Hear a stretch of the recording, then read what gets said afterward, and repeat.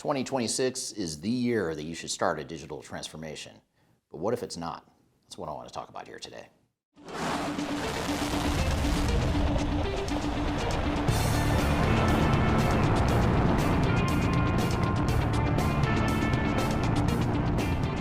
My name is Eric Kimberly. I'm the CEO of Third Stage Consulting. We're an independent tech agnostic consulting firm that helps clients throughout the world with their digital transformation journeys.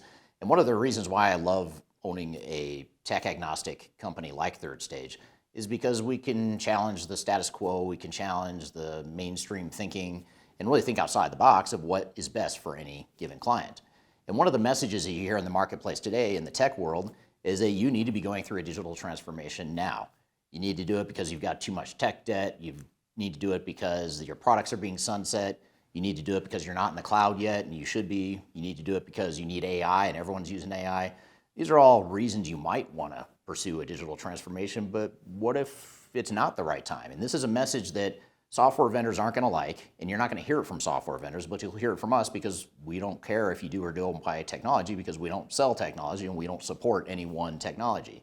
So what I want to do today is talk about 5 reasons why it may not be the time to pursue a digital transformation, and instead, maybe there are other things you could be doing to get more value out of those investments. Now, if you'd like to learn more about trends that we're seeing in the marketplace and what we expect to see happen in 2026 and beyond, be sure to read our Digital Transformation Report, the 2026 edition. You can find that by scanning the QR code right here or go to the links below.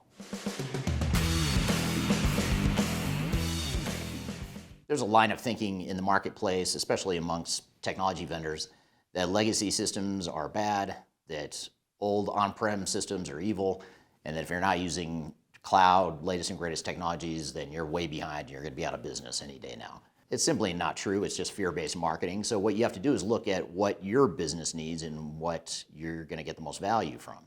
We have a lot of clients that have not too long ago finished implementing some legacy systems. Maybe it was a multi-year rollout. Maybe they were just, for whatever reason, didn't want to be on the leading edge of new technology. And they recently finished these deployments and they're already being pressured, and vendors are trying to convince them that they should throw out that technology that they just finished and go ahead and implement the latest and greatest technology from the same vendor. But here's the reality. We still come across companies that are using mainframes. And I'm not suggesting just stay on a mainframe, keep your IBM I-series, but mainframes have lasted a long time, and a lot of organizations have on-prem systems and maybe aren't on mainframes, but they're good systems. They get the job done. They've customized the technology to get it to do exactly what they want. And you might be able to get 2, 3, 5, 10 more years out of that technology before you have to make the change.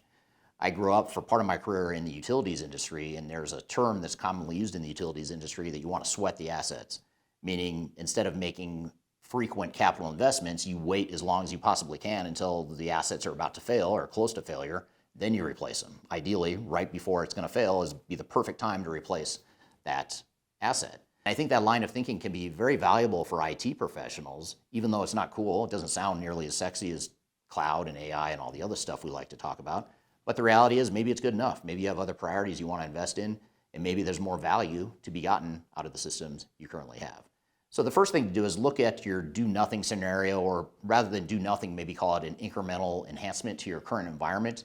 That might be lower cost, lower risk, and it might deliver you enough business value that makes more sense for your organization.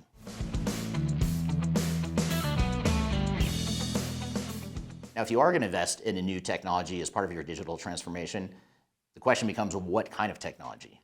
Let's assume you're not going to boil the ocean, you're not going to change everything.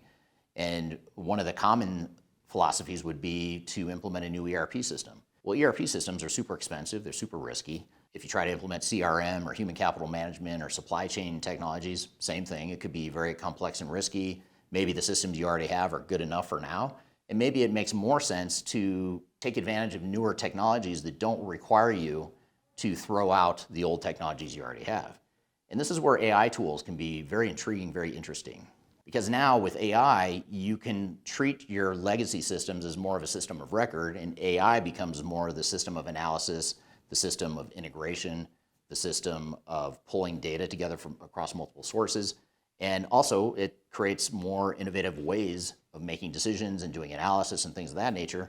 So maybe deploying new AI tools would be a more cost-effective way to get what you want out of a digital transformation without going through a true, complete, massive overhaul and re-engineering of your entire tech stack.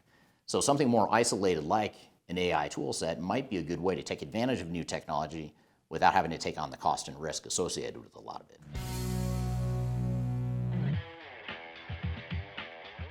One of the exciting trends in the industry that's becoming more palatable for a lot of organizations is point solutions.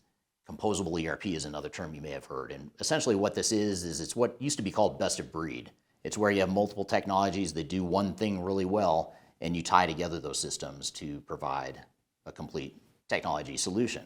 So by having point solutions, one of the good advantages here is that you don't have to worry about all the other functional areas or locations that aren't involved with that point solution. You can focus on the high value areas, you can isolate the risk, you can contain your cost, and if something does go wrong or if it does get messy, you've contained that risk as well. So looking at point solutions that could give immediate value and provide much greater speed to value than other types of investments can be a great way to treat your digital transformation in 2026.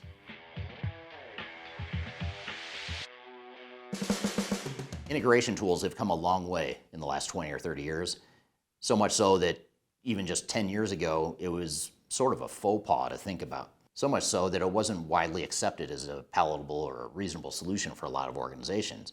But nowadays, with tools like Boomi, you've got Palantir, MuleSoft, all these different integration tools that can really tie together multiple operations, even in a legacy environment. Now suddenly, you can create a complete technical landscape with what you've already got. You may already have the pieces in place, but you just haven't tied it all together. You haven't completed the puzzle, and maybe an integration tool will allow you to do that. Now, one of the other benefits of an integration tool is it allows you to have a more modular approach to your enterprise technologies. You can make decisions over time to replace certain bits and pieces of the technology without necessarily having to put in a big, massive ERP system that's going to disrupt your entire business, cost you a lot of money, and expose you to a lot of risk. So looking at tools like Boomi, MuleSoft, Palantir, Rapid, some of these integration tools can be great ways to tie together your operations. And by the way, many of these integration tools are starting to build more AI capabilities and workflow capabilities in them as well. So you're getting a bit more of an ERP-esque and an AI-esque approach to integrating systems as well.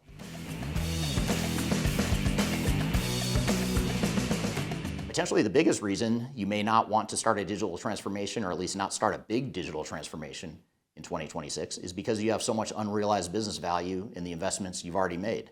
I talked earlier in this video about how legacy systems and on-premise systems aren't all bad. There's some strengths and merits to it. And similarly, it could be that you simply need to optimize what you've got and make improvements and enhancements to what you've got and make more incremental changes that again are low risk, low cost, and could potentially deliver a greater ROI.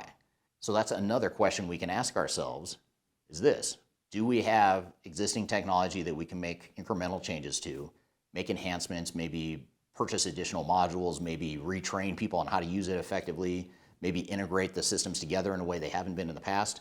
Would some of these enhancements make a big difference and give us a better ROI than a big, massive digital transformation? That's a question that only you can answer, and that's a question I'd love to help you answer as well if you'd like some tech-agnostic input as well.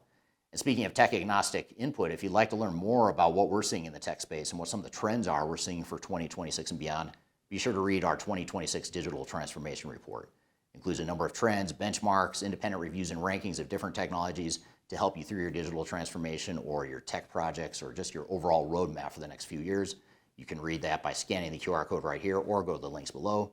And as always, if you'd like to brainstorm ideas or talk about your digital transformation and what I would do if I were you and how our team might be able to help you through your digital transformation, feel free to reach out to me. I've included my contact information below, and I'd love to hear from you.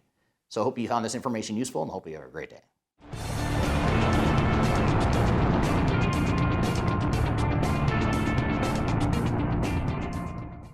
But here's the reality. What is the reality? And it's on camera, we can't change it, so it's like, I already said 26, so. And I think that line of thinking can be valuable to IT people, driven, fear-based, Simply not true.